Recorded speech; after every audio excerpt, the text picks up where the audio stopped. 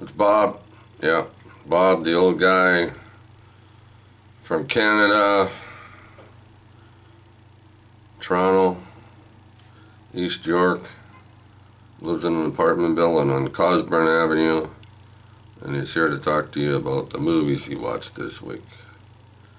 So, this video shouldn't be too long. Look at an itchy nose. Anyway, let's talk about the movies. I watched the movie on TCM. I watched some few movies on TCM.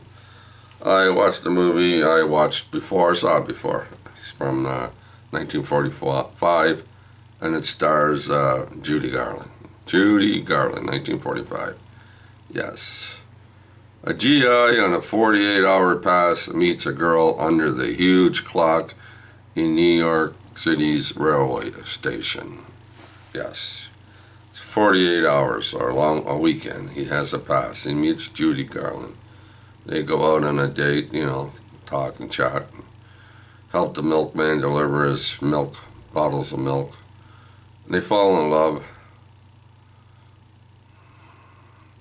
And I basically can't tell you any more about it. Because if I did, I'd spoil it for you. But more than likely, most of you have seen The Clock. But if you haven't, I recommend it. I give it a 7.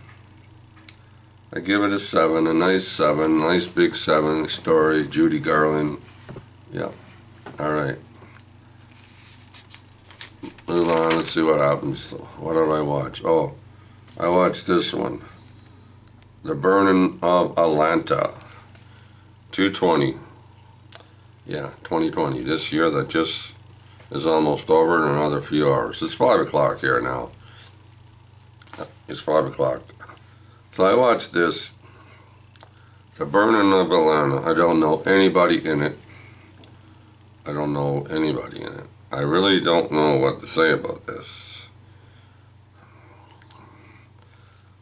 I don't even know how to rate this movie. But if anybody's seen it, make a comment. But yeah, a bunch of old guys running around on horses, and Confederate guys, and the Union soldiers, and I didn't know there were so many old guys in the army back then in the 1860s. Anyway, The Burning of Atlanta.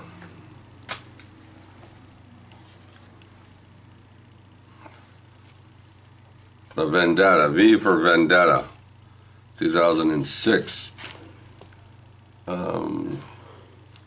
Starring Natalie Portman and Hugo Weaving. He's the guy that's wearing the mask.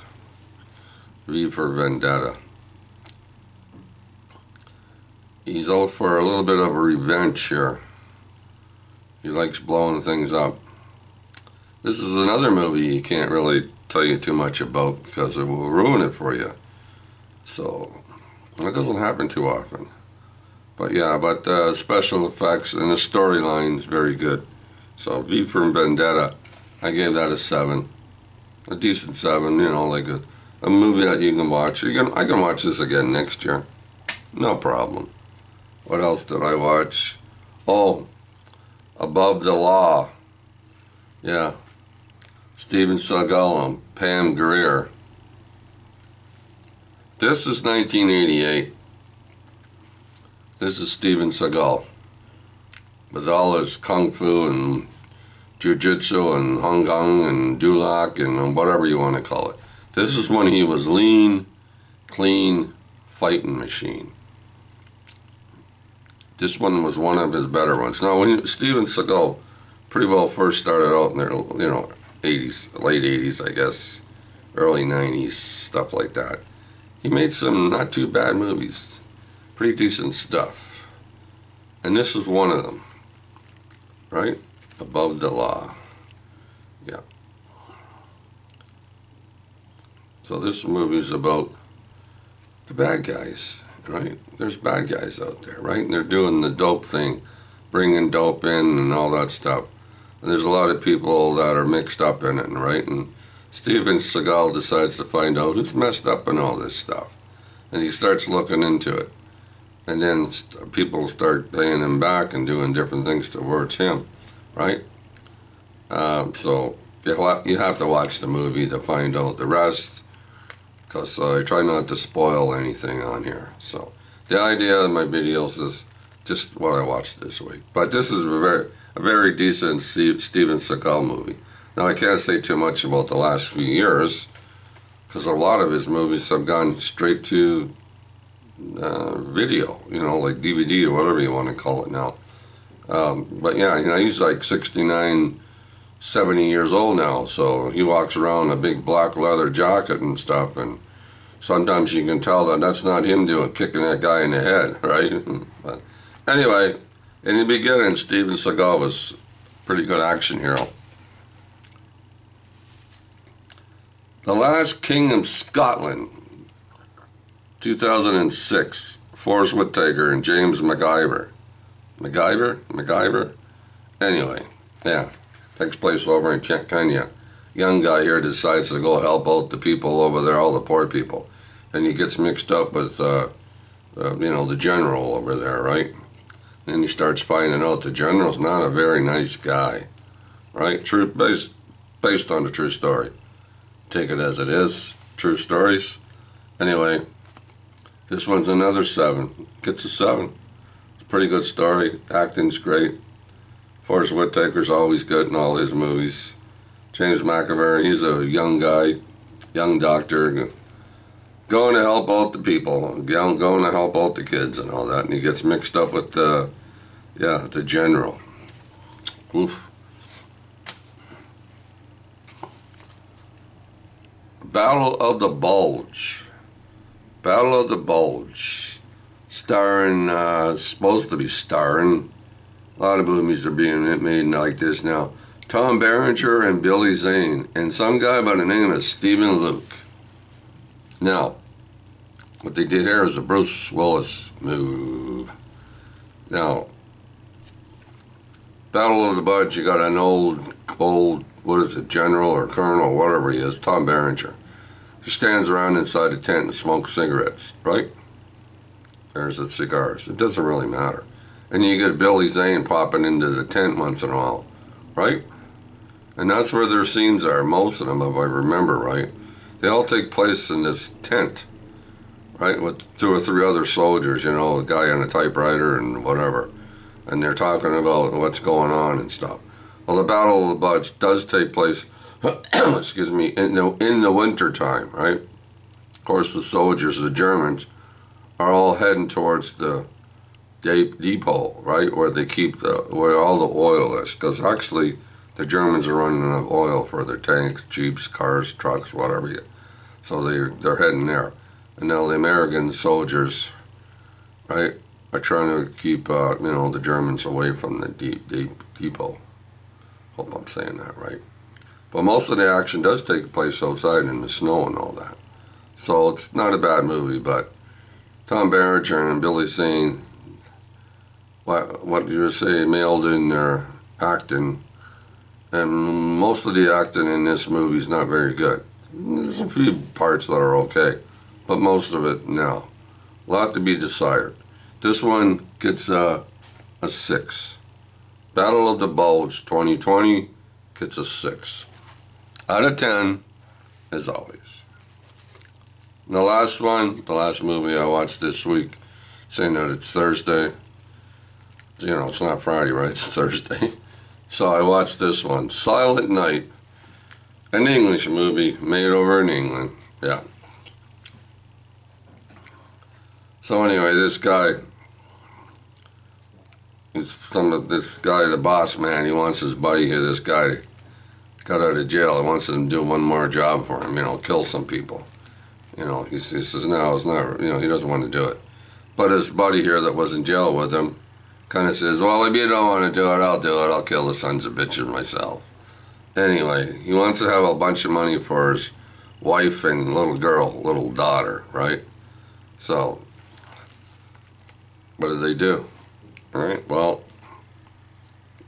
I find it a strange movie. And I wasn't crazy about the ending, but what are you going to do, right? 2020.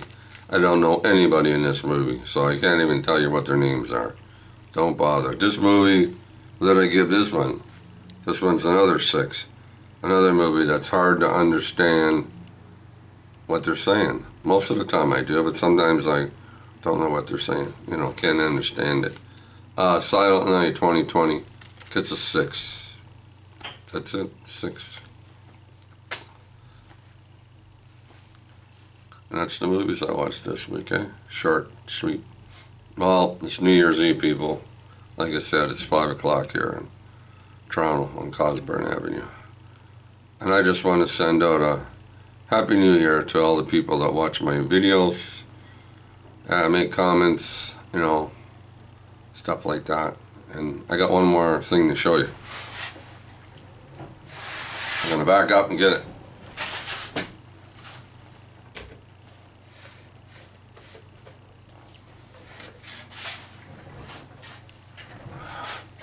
I forgot to show you a Christmas present that I got. 2015 Lamborghini. To add to my collection. I have a few. Die-cast. As far as I know, it's a 215 special edition.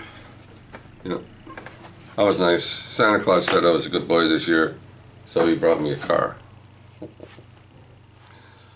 There, and also I'll probably be getting a new video camera sometime next week or within a month or whatever. This one's acting up, and that's why, well, I haven't made many videos anyway the last while. It's Christmas, New Year, stuff like that. So, and I'll be staying home tonight, or I might go visit my daughter upstairs, Kelly.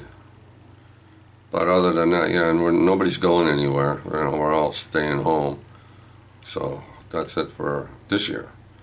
Hopefully next year, 2021, will be better than this year, because the only family members I've seen in the last few months are Kelly and Christine and Eddie, right? You know, and of course Dave too with Kelly. But I haven't seen my sisters. I haven't seen my brothers for a few months anyway. Yeah, and the Christmas party that we usually have in November, didn't have that, so we never got together for that one. And this summer party that's up at Don's place, up in Sutton, we didn't do that either. So 2020 is a very bad year for everybody, and that's about it. And so I do hope 2021 is better. I don't know what else, how else it should be, now that they have vaccines and stuff like that for, you know, everybody. But yeah, terrible year, people. Terrible year. All right, until next week, keep watching those movies, and Happy New Year to all my subscribers. You know who you are. Ben, Happy New Year.